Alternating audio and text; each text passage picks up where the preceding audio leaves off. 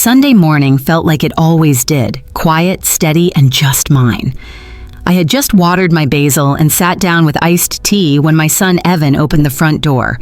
No greeting, no eye contact, just one sentence. "Can you go out for a bit? I'm having friends over for a barbecue." I blinked, still holding my glass. He wasn't asking. He was evicting me from my own home with the same tone you'd use to ask someone to take out the trash. I didn't speak. I couldn't. But that's when something inside me, something long buried beneath grocery lists and unpaid utility bills, sat up and opened its eyes. You can push a woman for years until one day she stops moving around you and starts moving away from you. That Sunday, I left quietly, but not without a plan, not without a goodbye that he'd never forget. The sun filtered through the kitchen blinds in soft stripes, casting pale gold across the tiled floor. Rosemary stood near the sink, fingers still damp from rinsing her garden gloves. The smell of basil lingered faintly on her skin, mingling with the scent of fresh earth and lemon-scented soap.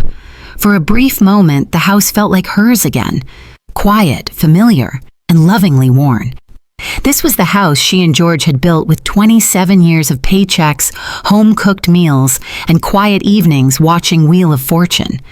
He had passed 10 years ago, but his presence still lingered in the creak of the floorboards, the scratch in the hallway wall from moving their first couch, the faint pencil marks on the doorframe where they once measured their son's height each birthday. That son, Evan, had returned home 7 years ago.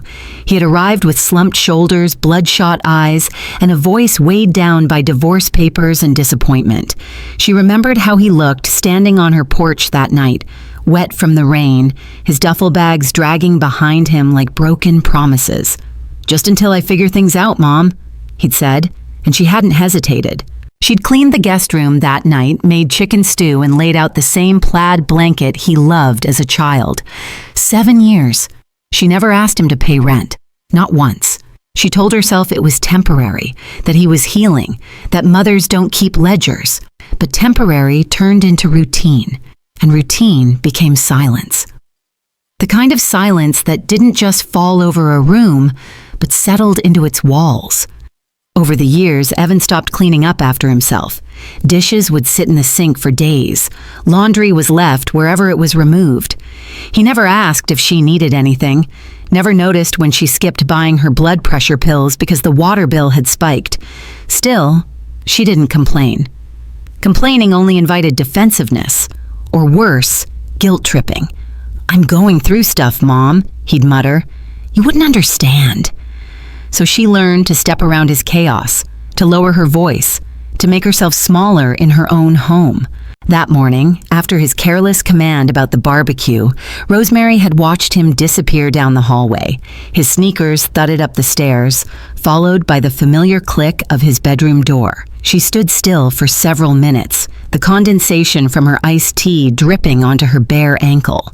The air in the house had shifted. It wasn't her house anymore. Not really. She had become a permanent guest in a place that bore her name on every utility bill. She walked through the living room slowly, as if it were someone else's space. The coffee table was cluttered with old mail, crumbs, and the remains of a fast food burger. A damp towel slumped over her favorite recliner, the same recliner where George used to sit on Saturday mornings with the newspaper and black coffee. Now it smelled faintly of mildew and cologne. Her eyes moved to the carpet, once beige and neat, now worn down with dark spots and flattened fibers. She saw the broken slats on the blinds Evan had promised to fix, the cluttered hallway with an empty pizza box left half open. Her hand reached out instinctively to start tidying, but she stopped mid-reach. A strange hollowness filled her chest. A wave of clarity washed over her like cold water. When had she stopped being the homeowner? When had she stopped being seen? She turned toward the kitchen and opened the bottom drawer of the sideboard, the one where she kept old documents. Her fingers brushed across a plastic folder, the kind Evan used to bring home from school. It was faded blue, a corner bent from years of pressure. She sat at the kitchen table and opened it, spreading out the contents like she was reading the story of her own erasure. There were bills, receipts, bank notices, all in her name: gas, water, electricity. She found a note she'd scribbled 2 winters ago: "Call plumber, leak in laundry room." She remembered Evan had said he'd take care of it. He never did. She'd patched it herself with duct tape and prayer. Then she found the house deed. Her name and George's written in firm black ink. Her thumb traced the signature. That signature had once meant security, family, love. Now it felt like a ghost clinging to paper. She leaned back in her chair, eyes closed. The radio in the corner was still playing softly, something from the 60s, a tune her mother used to hum. But even that sound couldn't fill the space growing in her chest. It wasn't just about the barbecue. It was about being asked to leave a house she'd built, about being invisible in the one place where she should have been honored. Outside, the neighbors were mowing lawns, kids were biking down the sidewalk, and the world spun on. But inside her kitchen, something had stopped. Or maybe something had started. She stood up, gathered the documents into the folder, and placed it neatly on the center of the dining table. Her glass of iced tea had gone warm, but she took one last sip. Then she rinsed it, dried it, and set it back into the cabinet. Every motion felt deliberate, like closing the final pages of a book she hadn't realized she'd been reading for too long. The sunlight filtered lazily through the lace curtains in the kitchen, dappling the floor with soft gold. Rosemary had always loved this time of morning, when the world hadn't quite woken up and the quiet felt like permission to breathe. She stood by the window, sipping warm tea this time, not iced. The gentle hum of the refrigerator, the ticking of the wall clock, the rhythmic rustle of leaves outside, all of it formed a kind of hymn only solitude could compose. She almost forgot the sting from earlier, the way Evan had looked through her like fogged glass. Almost, but not quite. With a sigh, she reached for the broom in the corner. Cleaning was her default. Not because she enjoyed it, but because it gave her something to control in a house that no longer answered to her. She moved into the hallway, picking up wrappers, adjusting crooked picture frames, and straightening the shoes Evan had kicked off in a lazy arc. His door was ajar. Not unusual. He rarely worried about privacy now that he'd taken over every inch of the home with unspoken dominance. She stepped inside to collect the empty cans and plates he inevitably left behind. The room smelled of cologne and sweat, with an undercurrent of something sharp. Resentment, maybe, though she wasn't sure whose. On the floor near his desk was a box half hidden beneath a blanket. She bent down to pull it free. It was a shoebox, taped once along the side, the lid slightly cracked from misuse. Inside were papers, some folded neatly, others crumpled like they'd been discarded in anger. She wasn't snooping. Not really. Not when this house was hers. Not when everything in it had once belonged to her and George. Her fingers hesitated, then moved. The first few were old job applications. She recognized Evan's handwriting, messy and rushed. One had a bright red circle around the word rejected. Another was never sent. No postage, no folds, just sat there unmailed. Then she found a government benefits form, a housing subsidy application dated 3 years ago. Her breath caught. Reason for continued unemployment and request for housing extension, the field read, and under it, in Evan's handwriting, primary caregiver for elderly mother with medical needs, cannot leave current residence due to her dependence. She blinked, read it again. Her fingers trembled as she sifted further. Several envelopes from a state housing office, all addressed to Evan. Some marked final notice. She felt a tightening in her chest. Not fear, not heartbreak, something deeper. Betrayal dressed as bureaucracy. She was never dependent. She still drove, cooked, did her own grocery shopping, managed her medication, paid every bill. No doctor had ever called her frail. No neighbor had ever seen her stumble. She wasn't the one who needed help. Evan was, and yet here it was, in black and white, his excuse for failure, built on the back of her perceived weakness. Her face flushed. The room felt smaller, the ceiling lower. She could hear the radio playing in the kitchen, some upbeat jingle now turned mocking. She stood, box in hand, and walked out of the room, the lid slightly ajar, as if the truth inside could no longer be contained. At the dining table, she laid out the documents one by one, the subsidy forms, the unused job applications, the final notices. Her eyes scanned them with a focus she hadn't felt in years. The weight she'd carried for so long suddenly sharpened, not just heaviness, but purpose. How many times had she made excuses for him? How often had she softened his story for relatives, told half-truths to friends who asked about him? She had painted over his irresponsibility with layers of maternal loyalty until even she had forgotten what the truth looked like. Now, truth sat in front of her in an old Nike shoebox. She picked up the house deed again. Her thumb no longer trembled as it touched George's signature. Instead, her spine straightened. Her eyes hardened, not with cruelty, but with clarity. Evan hadn't just taken her for granted. He'd cast her as a character in a narrative she never agreed to. In his story, she was the burden, the excuse, the anchor holding him down. And she had played along silently. For years, believing that being needed was the same as being loved. She rose from the table and walked back to her bedroom. There, on the nightstand, lay her old spiral notebook. She opened to a blank page and wrote a single line. He used my love to justify his comfort. She underlined it once, closed the notebook. Returning to the kitchen, she placed all the documents into the same blue folder she'd kept for years, the one where she used to store bills, birthday cards, and warranties. This time, it held only truth. Then she sat quietly and looked around her kitchen. Nothing had changed, and yet everything had. Outside, birds chirped as if the world hadn't cracked inside her that morning. The smell of grilled meat wafted faintly through the windows. Somewhere, Evan was laughing with his friends, his voice rising in carefree tones she hadn't heard in years. Not directed at her, never with her. Rosemary stood. She wiped the table with a clean cloth, not because it needed it, but because she had decided something. She would not be the excuse anymore. The smell of grilled meat still lingered faintly through the cracks in the windows, but Rosemary wasn't hungry. She sat on the edge of her bed, staring at a small framed photo on her nightstand. Evan, age 10, holding a baseball bat twice his size, his smile wide, genuine, untouched by disappointment or bitterness. That boy had once written her a birthday card in crayon that read, "You're the best mom in the universe." She could still remember the way his voice sounded when he asked if he could move back in. It had been late September. Gray skies, the scent of wet leaves, and a kind of stillness in the air that always made her chest tighten. Evan had stood on her porch with rain dripping off his hood and a look that was equal parts shame and desperation. "Just for a little while, Mom, until I figure things out." She hadn't asked many questions.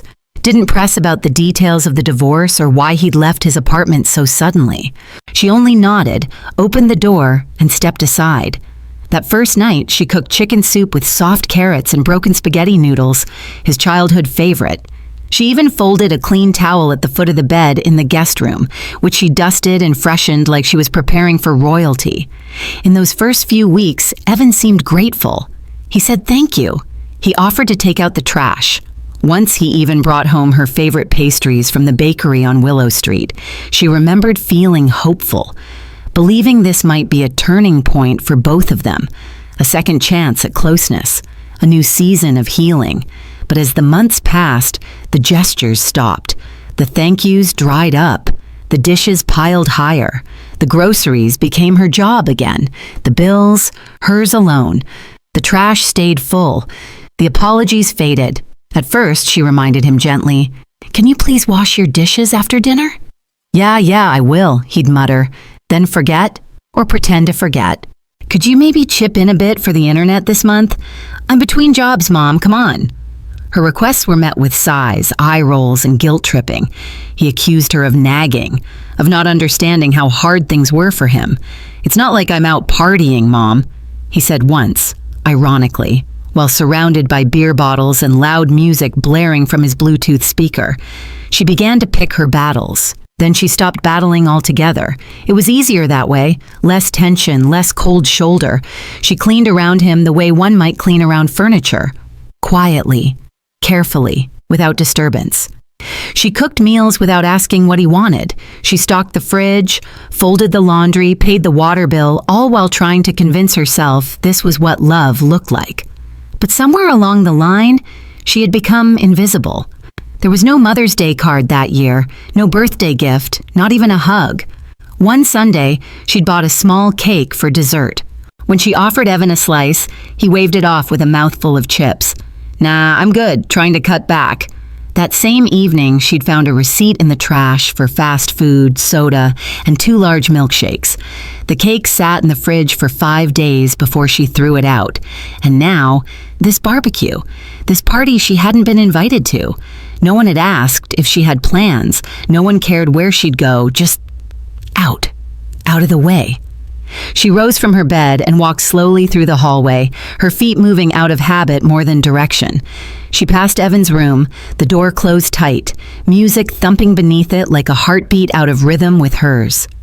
She thought of how hard she had tried when he was small, the way she'd saved for his science camp, how she'd learned the rules of baseball just to cheer properly, how she'd stayed up nights sewing Halloween costumes from scratch. She hadn't done it for praise, but she had never imagined that all those memories would dissolve into silence. She found herself in the kitchen again, her hands resting on the back of a chair. The light outside was beginning to fade. Soon, Evan's friends would arrive, laughing and shouting and grilling on the patio she and George had built with their own hands. She wondered if they knew whose house it really was. She opened the fridge. Inside were marinating ribs, a tray of hamburger patties, a bag of coleslaw mix, a tub of store-bought potato salad, all labeled with Evan's name in thick black marker, like claiming territory. There was a bottle of wine she'd been saving for something. She didn't remember what. She closed the door. For a long moment, she just stood there. She didn't feel anger, not quite. What she felt was tired. Not the kind of tired that sleep fixes, the kind that settles in your bones when you've been carrying too much for too long. She turned off the kitchen light, her fingers resting on the switch for a moment longer than necessary. This was not her home anymore.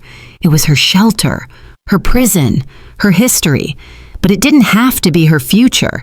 She had almost made it to the door when she heard his voice. It floated through the partially open back window, carried by laughter and the rhythmic clinking of bottles. Rosemary paused at the hallway, her keys in hand, her purse resting on her shoulder. She hadn't intended to listen, but something in his tone, casual, unfiltered, froze her in place. "She's gone, right?" a male voice asked between chuckles. Evan laughed. "Yeah, I told her to get coffee or something. She needed an excuse to leave the house anyway. My mom's always home. Like, all the time. I think she's just bored, got nothing better to do." The voices laughed again. "Man," another added, "must be nice having the place to yourself." "Yeah," Evan replied. "I figured she'd be happier out of the way. She's not really fun to be around, you know, always fussing with plants or washing something. Like, relax." There was more laughter. A bottle clinked loudly against another. Rosemary didn't move. Her hand clenched around the keys so tightly that the metal bit into her palm. For a moment, she forgot to breathe. Not fun to be around. Out of the way. Bored. Nothing better to do. The tears came without permission. Hot, silent, searing. She took a slow step back, pressed herself against the wall beside the hallway table, out of sight.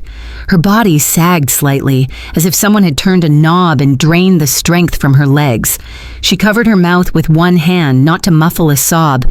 There wasn't one, but to keep something inside from escaping, something sharp and deep and ancient, the laugh of her own son echoing like betrayal. But then something shifted, a flicker, not rage, not revenge, but something far steadier, resolve. She reached into her purse and took out her phone. Her fingers, though still trembling, moved with eerie precision. She opened the recorder app, tilted the phone slightly toward the window, and tapped record. She didn't know why, not fully. but it felt like a line had been drawn, a moment she needed to preserve, not for proof, but for memory, a bookmark in her story, the moment she stopped being a ghost and began collecting herself. The conversation continued outside, but she no longer strained to hear it. She'd heard enough.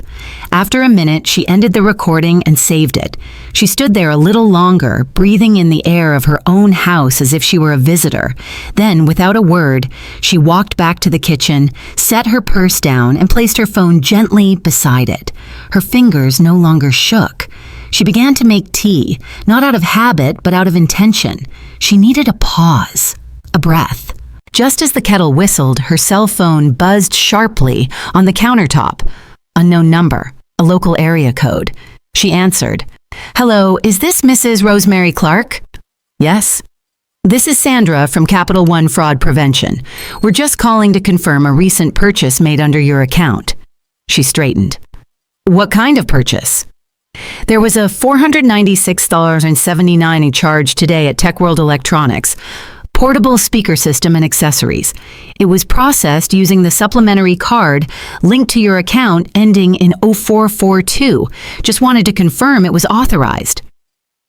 Supplementary card. Her eyes flicked to the small leather folder where she kept her statements. That card. She'd added Evan to her credit 4 years ago, back when he was trying to rebuild his credit score. He'd promised only to use it in emergencies. He'd even called it symbolic. "This is the first I've heard of it," she said quietly. "Please freeze that card immediately." "Of course, ma'am. We'll mark it as suspicious activity and cancel the card. You'll receive a new one in 5 to 7 business days." "Thank you." She hung up and stared into space for a long moment. Then her gaze landed on the sliding glass door leading to the patio. Through the curtain, she saw Evan laughing, standing next to a set of gleaming new speakers, loud, garish, unnecessary. She'd paid for those. He hadn't even asked. She sank into the kitchen chair slowly, the full weight of reality pressing onto her chest. The barbecue wasn't just a party, it was a metaphor. He had taken her space, her silence, and now, even her money, without a flicker of conscience. She thought about that receipt in the trash, about the cake that went untouched, about the time she had sold her bracelet to pay for the fridge repair he caused, and how he never once asked how she managed it. Now he used her name, not just metaphorically, but financially. She reached again for her phone, opened the recording, and hit play. Play. "Yes." Evan's voice crackled through the speaker, unmistakable, dismissive, laughing, detached. She didn't cry this time. Instead, she took a pad of paper from the drawer and began writing. Not notes, not lists, facts, dates, amounts, details. She was building something stronger than rage or grief. She was building her case, her boundary, her exit. And this time, she wouldn't ask for permission. Gloria's house sat on a quiet cul-de-sac, wrapped in ivy and memory. It was smaller than Rosemary's, older in some places, but it smelled like lavender soap and onions sautéed in butter, a scent that carried warmth rather than weight. When Gloria opened the door, her expression didn't shift to surprise or concern. She simply stepped aside and said, "Took you long enough." Rosemary stepped inside with a single duffel bag slung over her shoulder. She hadn't packed much. A few changes of clothes, her medications, her phone charger, a paperback she hadn't touched in years. That was all. The rest she had left behind, physically and emotionally. Gloria led her to the spare bedroom, a sunlit space with a faded floral quilt folded neatly over the bed and a bookshelf lined with old cookbooks and half-burnt candles. "You want tea?" she asked. Rosemary shook her head. "Just a place to sit," she whispered. That night, for the first time in years, Rosemary slept. Not the kind of sleep she'd grown used to, the restless kind where your body lies still, but your thoughts do laps around the room. No, this was deep, undisturbed sleep. She didn't wake up at 2 a.m. wondering if she'd left the porch light on. She didn't wonder if Evan had eaten. She didn't listen for the sound of a door slamming or footsteps overhead. She slept. When she awoke the next morning, sunlight streamed through the lace curtains, and for a moment she forgot where she was. Then she remembered. and exhaled. At breakfast, Gloria handed her a cup of coffee and didn't say a word. That was the magic of old friends. They knew when to speak and when to simply pour coffee. After 2 sips, Rosemary reached for her phone. Her hand hovered for a second, but then moved with certainty. She scrolled to Elena's name and hit call. Elena answered on the second ring. "Dia?" she said, concern immediate in her voice. "Are you okay?" "I'm safe," Rosemary replied. "I'm at Gloria's. Is Evan?" "No, he doesn't know I'm here, and that's how I want it." There was a pause on the other end. Then Elena's voice softened. "What do you need?" "I need help, Elena. Not with emotions, not with advice, with paperwork." That simple declaration surprised even Rosemary. It wasn't a plea, it wasn't guilt-laced. It was a statement. A request rooted in dignity. "I can do that," Elena said without hesitation. "Tell me everything." Rosemary told her about the house, the bills, the credit card, the recording, the years of silence, and the final, unbearable insult. Elena listened, occasionally murmuring small responses. I see, that's not okay." But she didn't interrupt. When Rosemary finished, Elena spoke slowly. "Okay, what you're describing is not illegal exactly, but it's manipulative, exploitative. You've carried more than your share. Let's handle this properly." By noon, Elena had emailed her a draft, a formal notice of responsibility transfer. It stated that, effective immediately, all household expenses, including utilities, mortgage, internet, and maintenance, would be shifted to Evan's responsibility. No eviction, no threats, just boundaries in black and white. Rosemary printed it at the local library and slipped it into a manila envelope. She didn't seal it. Not yet. That afternoon, she sat in Gloria's backyard beneath an orange tree that had survived 4 droughts and 2 wildfires. She thought about how her life had been quietly eroded, not by catastrophe, but by small, repeated choices to put herself last. She remembered who she used to be, the girl who learned how to drive stick shift on her father's rusted pickup, the young woman who once saved every penny to buy a stereo and danced barefoot in the living room, the mother who could turn a sack of beans and leftover chicken into 3 different meals and still have enough to offer neighbors. That woman was still in there, buried maybe, but not gone. Gloria joined her with 2 glasses of iced tea. "You thinking?" she asked. "Always." "You ready?" Rosemary didn't answer right away. Instead, she reached into her purse and pulled out the folded notice. She handed it to Gloria, who read it without a word. When she finished, she looked up and nodded. "It's time," Gloria said. Rosemary didn't argue. She simply took the envelope back, slid the paper inside, and sealed it shut. She was no longer waiting for Evan to understand, or change, or apologize. This wasn't about him anymore. This was about her. Later that evening, the house was quiet except for the soft creak of the ceiling fan and the occasional hum of a car passing outside. Gloria was in the kitchen, stirring something on the stove, while Rosemary sat cross-legged on the guest bed, laptop balanced on her knees. She was reviewing the notice Elena had drafted one last time, scanning for errors, even though she knew there were none. She just needed something to focus on, something concrete. Her phone buzzed, a message from Elena. "Want to hear something you probably should have been told a long time ago?" Rosemary hesitated. Her thumb hovered over the screen. She replied, "Yes, tell me everything." A minute passed, then another. Finally, the typing dots appeared. When Evan and Melissa divorced, it wasn't just because of fighting. She found out he was taking out credit in her name. Small stuff at first. Streaming services, a gym membership, but then bigger. Furniture, electronics. When she confronted him, he claimed she was being paranoid.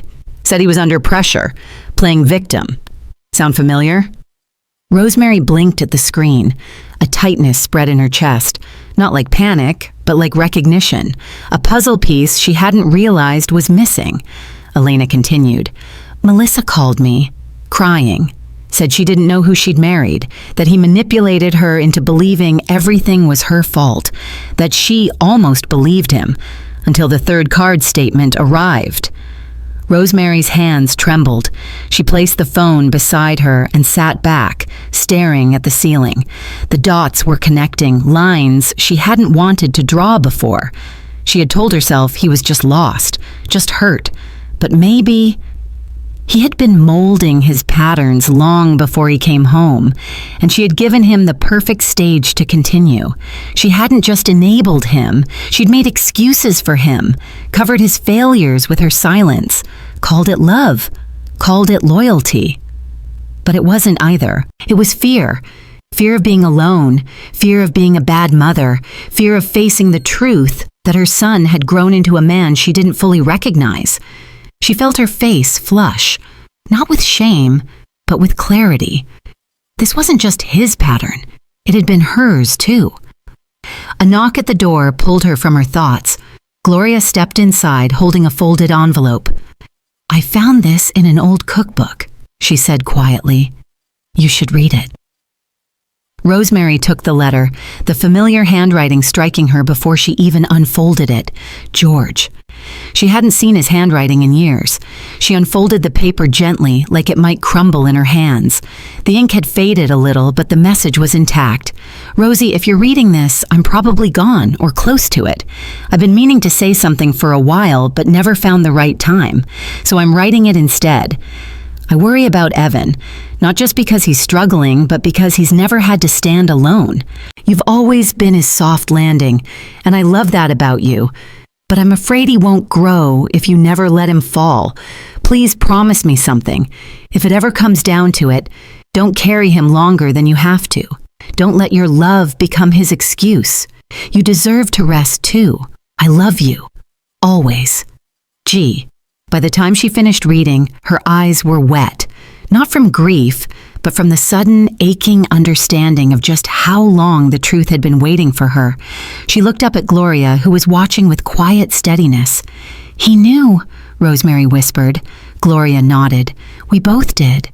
Rosemary folded the letter carefully and held it to her chest. She didn't speak for a long time. Then, with slow, deliberate movement, she reached for her purse and pulled out a notepad. She flipped to a clean page, uncapped her pen, and began to write. "Evan, I love you. That has never been in question, but I cannot continue to love you in ways that destroy me. You are no longer a child, and I am no longer willing to be the scaffolding for a man who refuses to stand on his own. Starting now, the bills are yours. The responsibility is yours. My door is not closed, but it is no longer open by default. If you want to be part of my life again, it will require effort and respect. But this chapter, this arrangement is over. Love, Mom." She set the pen down. Her hand didn't shake. Her back didn't slouch. She sat up straighter than she had in months. Outside, the evening air rustled through the orange tree. Inside, Gloria quietly folded laundry, humming a tune from a decade they both remembered fondly. Rosemary folded the letter and slipped it into the same envelope as the printed notice. She had carried Evan for too long. Now she would carry herself. The house looked the same from the outside. Faded beige siding, cracked driveway, the wind chime on the porch still tangled from the last storm. But as Rosemary stood at the front steps, key in hand, everything about it felt different. It was no longer a sanctuary. It was a shell. The place where she had buried parts of herself for years. She paused before unlocking the door, letting the weight of the moment settle on her shoulders. She had come alone. Gloria had offered to accompany her, but Rosemary declined. This was something she needed to do by herself. Not for drama, not for closure, but for clarity. The key turned easily, too easily, as if the house had been waiting. Inside, the air was stale, a mix of leftover takeout, cologne, and dust. She stepped in slowly, careful not to rush. The silence greeted her like an old friend, one she hadn't spoken to in a long while. The living room was exactly as she'd left it. The same beer bottles on the coffee table, the same hoodie draped over the armchair, the TV remote lying on the floor, batteries knocked out. There was an indentation on the couch where Evan had probably spent the night. She didn't bother straightening anything. This time, she wasn't cleaning up after anyone. She headed straight to her bedroom. It smelled faintly of lavender and old paper. The bed was still made. Her robe was folded over the chair where she'd left it. Nothing had been touched, as if the room had gone untouched in her absence, as if even Evan had known this space still belonged to her. She began gathering what was hers: a pair of glasses, her arthritis cream, a box of old letters, a photo of her and George on their 20th anniversary, standing in front of the very same orange tree that now grew in Gloria's backyard. She packed each item carefully into her tote bag, no longer in a rush to escape, but not intending to linger either. In the bathroom, she retrieved her toothbrush and a small bag of makeup she hadn't used in months. As she reached for her hairbrush, she caught her reflection in the mirror. Her eyes met her own, and for once, they didn't look away.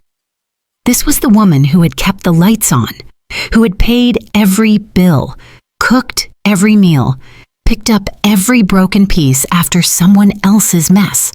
This was the woman who had stayed, until now.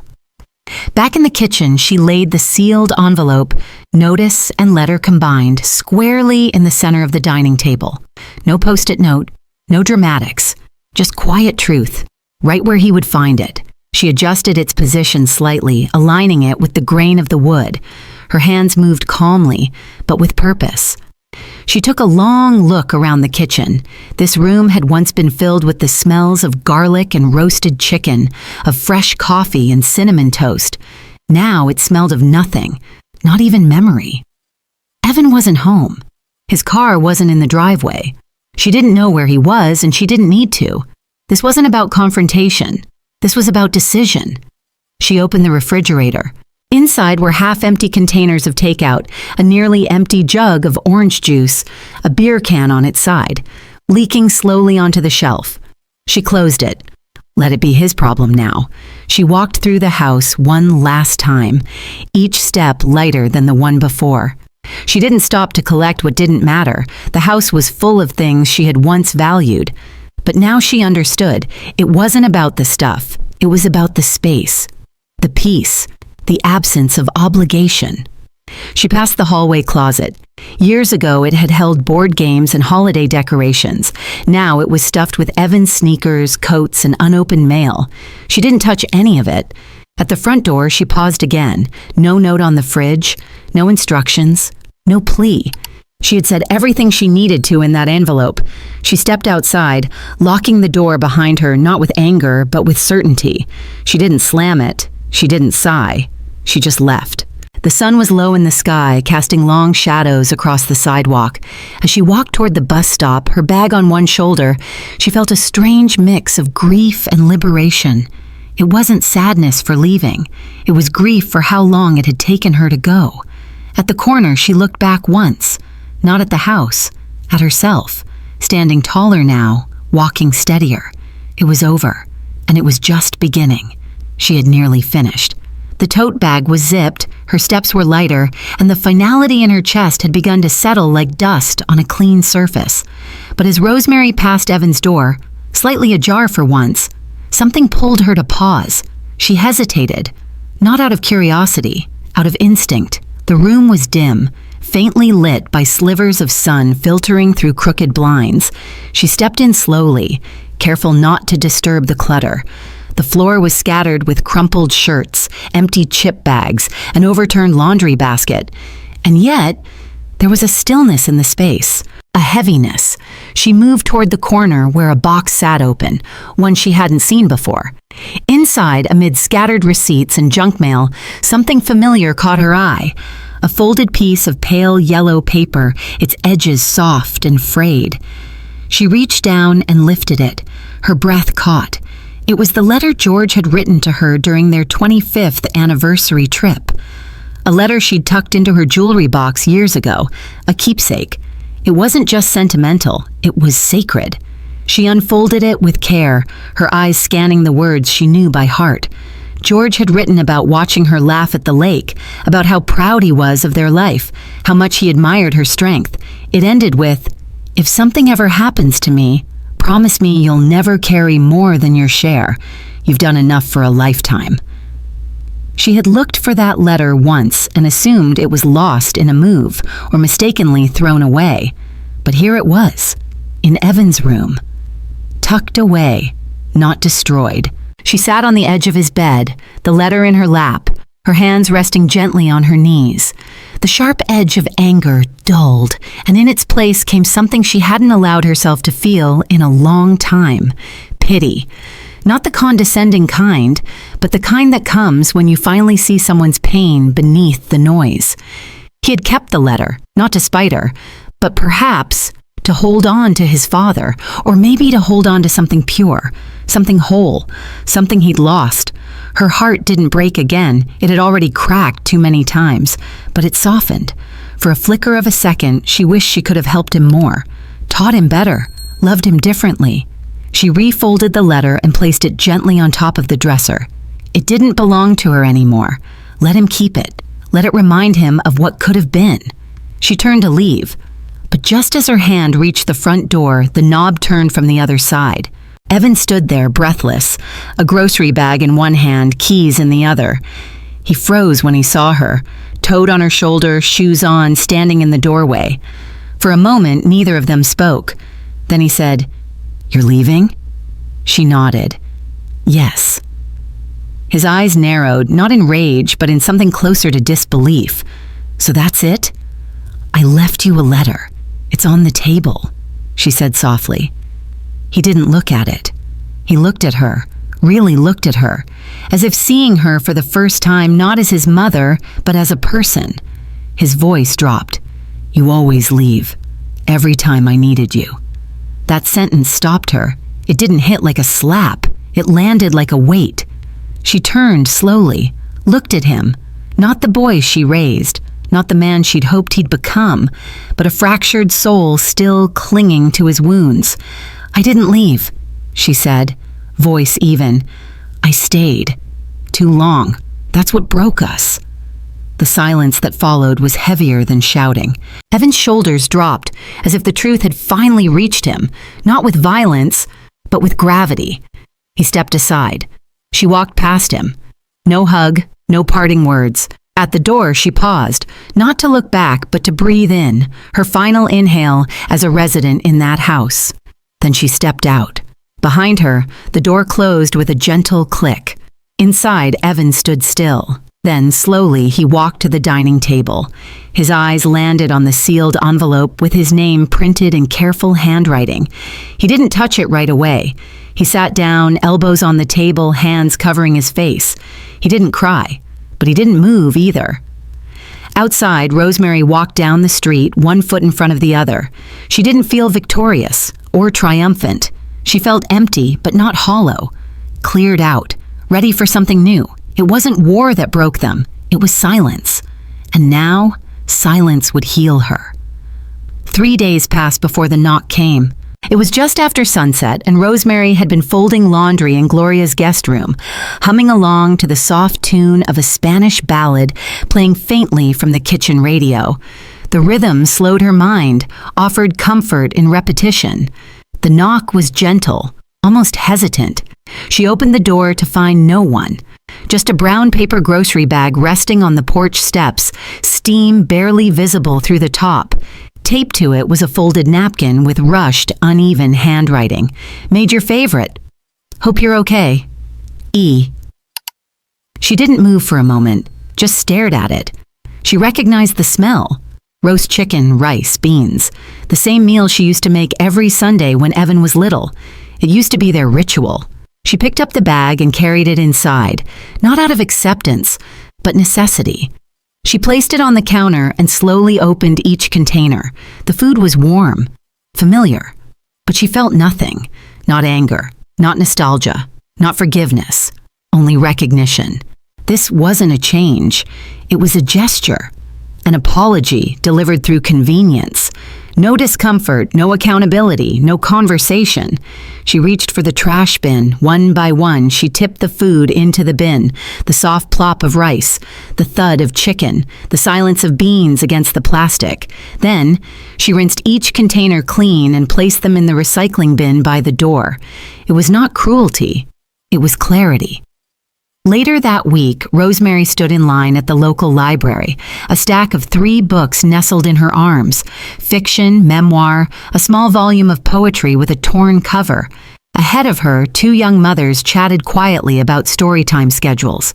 Behind her, an elderly man thumbed through a crossword booklet. When it was her turn, the librarian smiled and asked, "Do you have your library card?" She reached into her purse and pulled out the old laminated card, the corners worn soft. The name printed on it made her pause. Rosemary Clark Watson. Watson. Her married name. A name she had taken with love, worn with pride, but clung to for far too long. "I'd like to update this," she said. The librarian nodded. "No problem." A few clicks of the keyboard later, a new card slid into her hand. Fresh, simple. Rosemary Clark. She stared at it. Just her name. No hyphen. No attachments. Later, she joined the weekly reading circle held in the back corner of the library. 10 women, all over 55, sat in folding chairs arranged in a circle. Some wore reading glasses, others bold lipstick. All of them carried stories. When it was her turn to speak, Rosemary read an excerpt from her poetry book, one about silence and awakening. The group listened, nodded. One woman, Lorraine, touched her wrist gently afterward and said, "That line about remembering your own name, that felt like me." Rosemary smiled, a small, real smile. They met again the next Wednesday, and the next. With each meeting, she felt herself return, bit by bit. Not to who she used to be, but to someone new, someone more whole. Gloria began teasing her gently. "You're getting feisty," she said one night after Rosemary voiced a strong opinion during a book debate. "I think I'm just getting honest," Rosemary replied. At the end of that month, she received a call from the local community center. An organizer, Maya, had heard about Rosemary through Elena. "We're hosting a speaker series for Women's History Month," Maya said. "The theme is boundaries and value. Elena said you might have something to share." Rosemary hesitated, hand tightening around the phone. "I'm not a speaker." "You are now," Maya chuckled. She didn't say yes immediately. But that night, she sat at Gloria's kitchen table with a mug of herbal tea and a blank notebook. The first page stared back at her. She wrote a title across the top, "Love is not measured by sacrifice." The words surprised her in their finality. She wasn't sure what the speech would become, but she knew where it would start. Not with Evan, not with pain, but with her. The day before her scheduled speech, Rosemary was sipping chamomile tea on the porch when her phone rang. The number was unfamiliar, but something in her gut told her to answer. "Hello?" she said, cautious but calm. There was a pause, followed by a soft, tentative voice. "Rosemary Clark?" "Yes, speaking." "It's Helen Ortiz. From church, years ago." Rosemary blinked, her mind reaching back. Helen. Sunday potlucks, choir rehearsals, that laugh that always arrived before her stories. "Oh my God, Helen. I saw your name on the reading group's online post," Helen continued. "I watched the little clip they shared. Your voice, it's different, stronger." "I suppose I am," Rosemary said quietly. Helen chuckled. You're back." The sentence hit like a sudden breeze, unexpected and fresh. "You're back." She hadn't realized she was missing.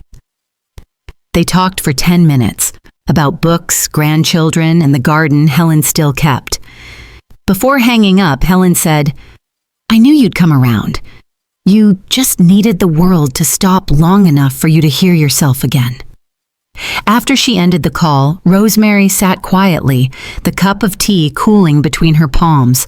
A part of her had always believed that when she pulled away from the world, when she stopped going to church, stopped answering calls, stopped attending birthdays, no one noticed. But someone had, and now someone saw her return. That evening, as Gloria was folding towels in the living room, she cleared her throat. "There's something I've been meaning to tell you." Rosemary looked up from her notebook. "What is it?" "Last spring, when you were in the hospital after the fall, and I panicked. I didn't know what to do. So I called Evan." Rosemary's heart stilled. "You did?" Gloria nodded slowly. "I told him you were alone, that you needed help. that I couldn't stay the night and maybe he could come. And he never showed, never called back, just nothing. The air in the room grew heavy, like before a thunderstorm. Rosemary placed her pen down. A silence stretched between them, not awkward, not angry, just real. Finally, she said, "That was the moment I started dying. Quietly, not my body, myself." Gloria swallowed hard. "I didn't want to tell you before. I was afraid it would break you." Rosemary met her eyes. "It didn't break me, Gloria. It ended the illusion." She stood and walked to the window. Outside, the street lamps flickered on and kids' laughter echoed faintly from a nearby park. "I gave him everything," she whispered, "but not accountability. I thought if I just loved enough, he'd rise. Instead, he sank. And I sank with him." She turned, eyes clear. "Now I'm done sinking." The next morning, she arrived at the community center 10 minutes early. The room was modest, 30 chairs in neat rows, a small podium at the front, a table with coffee and cookies along the side. Women of all ages trickled in, chatting in quiet tones, some with notebooks, others with nothing but open hearts. Maya greeted her warmly. "You ready?"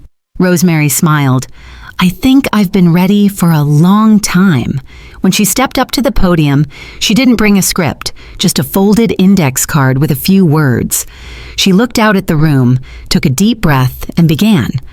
"I was a mother, still am, but for a long time I thought motherhood meant disappearing, that love meant self-erasure, that saying yes, always, was the only way to prove I cared."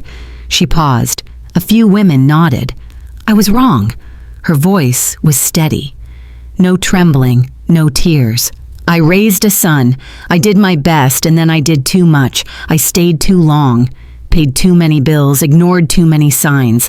I thought I was helping, but I wasn't. I was making it easy for him to stay small." The room was silent now. Not tense, reverent. There's a difference between love and complicity, between sacrifice and surrender, between nurturing and enabling. She looked directly at the audience.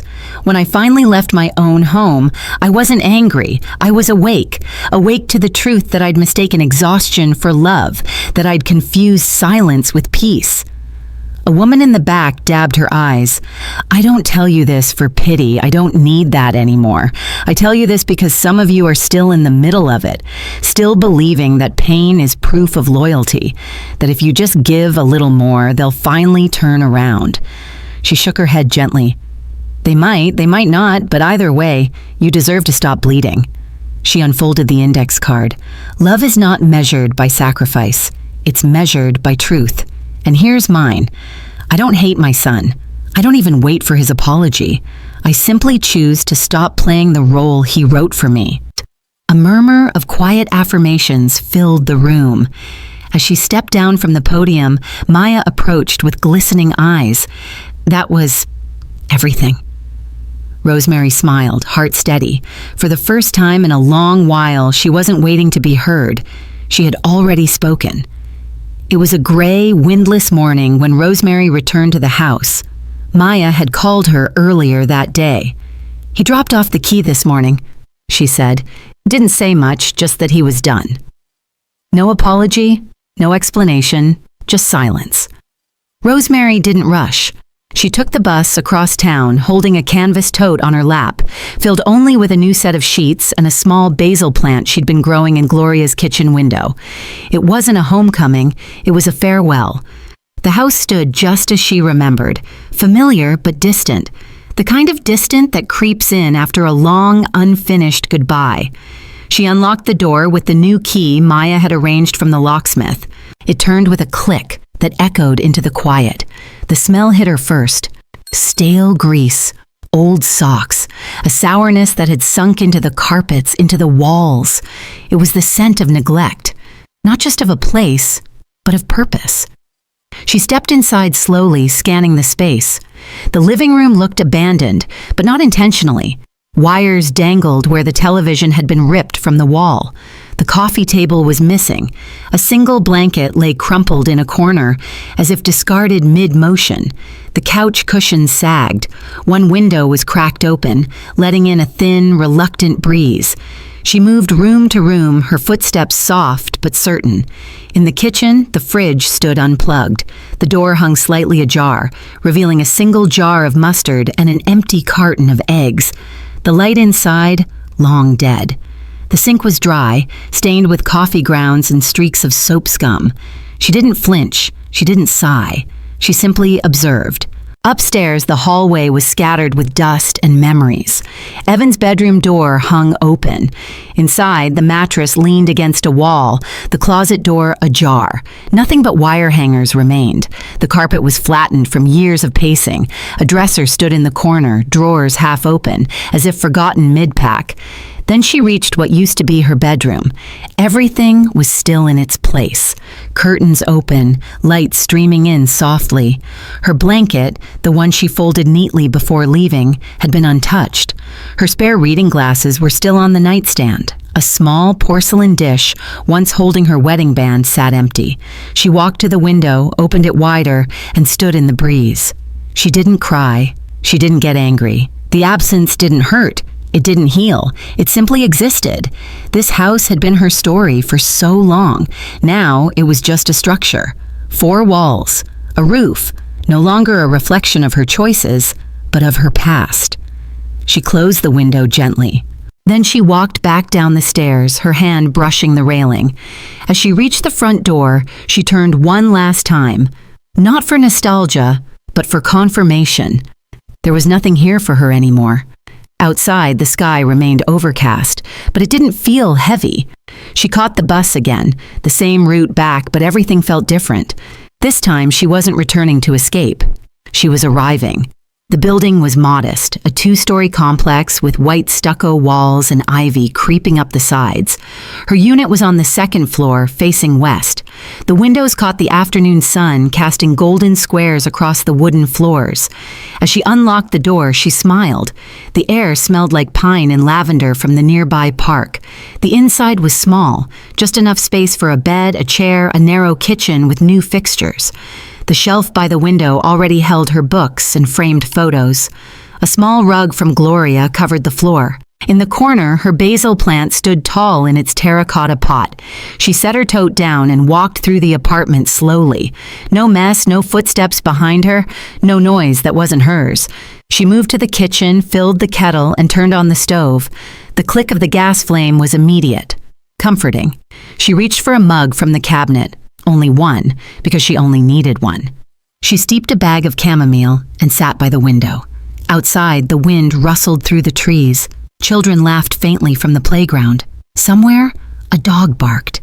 She pulled out her notebook, the one that had traveled with her through hospitals, shelters, libraries, and now, here, she opened to a clean page, took a breath. Then, with steady hands, she wrote, "I chose myself." She underlined it once, then smiled. It was a quiet Saturday morning when the letter arrived. Not from Evan, not yet, but from someone she hadn't seen in years. The envelope was thin, hand-addressed, the handwriting barely legible. It was from Mrs. Dillard, her former next-door neighbor. The woman had always kept her garden immaculate and had a memory sharp enough to recall the license plate of every car that passed their street. Inside the envelope was a short note. "Dear Rosemary, I found this while going through my attic. My grandson made it during one of those neighborhood art days. He drew something about home. I remember Evan showing it off like he'd painted the Sistine Chapel. Thought you might want to see it again." Below the note was a faded piece of construction paper, worn at the corners, crayon strokes still bold after all these years. In the center of the page was a wobbly drawing. 2 stick figures, a house with crooked windows, and a red heart floating above the roof. In uneven letters below it read, "Mom is the heart of our home. Evan, age 8. Rosemary didn't move for a long time." The drawing lay in her lap, her fingers lightly brushing its edges. It was crude, childish, but it pierced deeper than anything Evan had said to her in years. It reminded her of a time before the unraveling, before bills became battlegrounds, before silence replaced shared meals, back when Evan still saw her, not just as a fixture in the house, but as its soul. She leaned back into the chair by her window, staring at the picture. Tears didn't fall, but something in her loosened. She thought about the word home. How it had followed her like a shadow, how for so long she believed home was a structure, a title deed, a responsibility. But this picture, this simple crayon sketch, reminded her that home had never been wood or plaster. It had been her, and maybe that was the problem. She had been the whole house, but forgot to be her own roof. She pinned the drawing on her fridge, not as nostalgia, but as a note to self. Love without boundaries is not shelter. It's surrender. That afternoon, she took a regular walk through the nearby park. A narrow trail curved through pine trees and benches, each one etched with tiny dedications to someone's grandmother, husband, or childhood dog. She passed the same older man with a cane, nodded at the twins and the double stroller, and finally paused at her favorite bench beneath the jacaranda tree. The wind was soft that day, brushing petals across the pavement like slow-moving confetti. She sat, closing her eyes for a moment, letting the breeze wash over her. When she opened them, a young man stood in front of her. Not Evan, a delivery courier wearing a navy jacket and a curious expression. "Are you Rosemary Clark?" "Yes," she said, cautious. He handed her a sealed envelope. "Guy asked me to drop this off, said not to wait for a response." She took the envelope. No return address, just her name, written in a handwriting she hadn't seen in years, but knew instantly. Evan. She waited until the courier disappeared around the bend before opening it. Inside was a single page. "Mom, you were right. You always were. I used your silence as a crutch. I mistook your presence for obligation. I blamed you, so I didn't have to see myself. I'm not fixed. I don't even know what healing looks like yet, but I know I can't do it under your roof. I found a room in a shared flat. It's small, humbling, but it's mine. I'm working part-time, saving slowly, and for the first time, I'm not waiting for someone to clean up behind me. I'm trying to find who I am, without asking you to carry me. Thank you for letting go. You saved us both. Evan." Rosemary folded the letter carefully. She didn't cry. Instead, she smiled, not because everything was perfect, but because it was real. She slipped the letter into her coat pocket and leaned back against the bench. The jacaranda petals continued to drift around her, caught in invisible currents. A group of children ran past, laughing, kicking a ball. Somewhere in the distance, a radio played a soft melody. She breathed in, not the breath of survival, but of presence. There was no reunion waiting, no movie ending, just two people, mother and son, on separate roads, each finally walking forward. That was enough.